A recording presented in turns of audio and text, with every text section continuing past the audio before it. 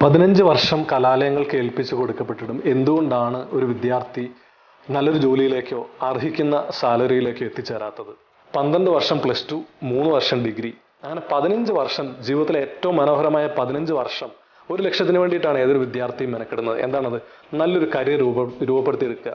എന്നാൽ ആ കരിയറിലേക്ക് എത്തിച്ചേരാനായിട്ട് മിക്കപ്പോഴും പല വിദ്യാർത്ഥികൾക്ക് സാധിക്കുന്നില്ല എന്നുള്ളതാണ്. അതിന്റെ കാരണം ഇൻഡസ്ട്രിക്ക് അനുയോജ്യമായിട്ടുള്ള സ്കിൽ നേടിയെടുക്കാനായിട്ട് ആ എഡ്യൂക്കേഷൻ കാലഘട്ടം അവരെ സഹായിച്ചില്ല എന്നതാണ്.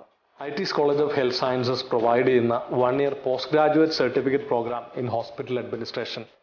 ഈ കോഴ്സ് നമ്മൾ ഈ ചർച്ച ചെയ്ത കാര്യങ്ങൾക്കൊക്കെയുള്ള ഒരു പരിഹാരമായിട്ടാണ് നമ്മൾ അവതരിപ്പിക്കുന്നത്. തിയറി ക്ലാസ്സുകൾക്കൊപ്പം ഇൻഡസ്ട്രിക്ക് അനുയോജ്യമായിട്ടുള്ള എല്ലാ ട്രെയിനിങ്ങുകളോടും കൂടി, നമ്മുടെ ഒരു കണ്ണാശുപത്രി കൂടിയാണ്, അപ്പോൾ ആ ഒരു സംവിധാനത്തിൽ നിന്നുകൊണ്ട് കൊടുക്കാവുന്ന എല്ലാ ട്രെയിനിങ്ങുകളോടും കൂടി കുട്ടികളെ പരുവപ്പെടുത്തിയെടുക്കുക, ഹോസ്പിറ്റൽ അഡ്മിനിസ്ട്രേഷന് പരുവപ്പെടുത്തിയെടുക്കുക എന്നുള്ളതാണ് ഏറ്റവും ഭംഗിയായിട്ട് നമ്മൾ ഈ കഴിഞ്ഞ വർഷങ്ങളിൽ ചെയ്തുകൊണ്ടിരിക്കുന്നത്. ഒരു വിദ്യാർത്ഥിയെ സംബന്ധിച്ചിടത്തോളം ഏറ്റവും പ്രധാനപ്പെട്ട എക്സാം ഏതായിരിക്കും? എനിക്ക് തോന്നുന്നത് അവരുടെ ഇന്റർവ്യൂ ആണ്. കാരണം ഈ 15 വർഷത്തെ ട്രെയിനിങ് കാലയളവിൽ അവർ ഒരിക്കൽ പോലും ഇന്റർവ്യൂ അറ്റൻഡ് ചെയ്യുകയോ റെസ്യൂമെ പ്രിപ്പയർ ചെയ്യുകയോ ഒന്നും ചെയ്തിട്ടുണ്ടാവില്ല. എന്നാൽ ഡിഗ്രി കഴിഞ്ഞ ഉടനെ തന്നെ അവർ ഇൻഡസ്ട്രിയിലേക്ക് ഇറങ്ങി ചെല്ലുന്നത്, അല്ലെങ്കിൽ ഒരു ജോലി നേടാനായിട്ട് അവർക്ക് വേണ്ടത് ഒരു ഇന്റർവ്യൂ പാസ്സാക്കിയെടുക്കുക എന്നുള്ളതാണ്.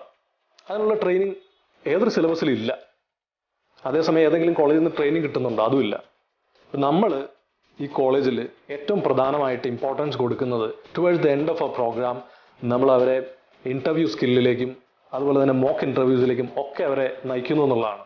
വിശക്കുന്ന ഒരുവന് മീൻ വാങ്ങിക്കൊടുത്ത് ഒരിക്കലും നമുക്ക് സംതൃപ്തനാക്കാൻ കഴിയില്ല.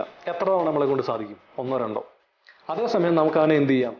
ചൂണ്ടയിടാനായിട്ട് പഠിപ്പിക്കാം. അപ്പൊ അവന് എപ്പോൾ വിശക്കുന്നു അവൻ ചൂണ്ടയിട്ട് അവന് വേണ്ടത് അവൻ നേടിക്കോളും, അവനുള്ള ആഹാരം അവൻ നേടിക്കോളും. ആ പറഞ്ഞതുപോലെ നമ്മുടെ അടുത്ത് വരുന്ന വിദ്യാർത്ഥികളെ നമ്മൾ എഡ്യൂക്കേറ്റഡ് ആക്കി വിടുക, ട്രെയിൻഡ് ആക്കി വിടുക, സ്വയം പര്യാപ്തതയിലേക്ക് എത്തിക്കുക, സ്വന്തമായി ഒരു ജോലി നേടാൻ പാകത്തിന് കഴിവുള്ളവരാക്കി ഇൻഡസ്ട്രിക്ക് അനുയോജ്യമാക്കി നമ്മൾ മാറ്റുക. അതാണ് IT's വിഭാവനം ചെയ്യുന്ന എഡ്യൂക്കേഷൻ.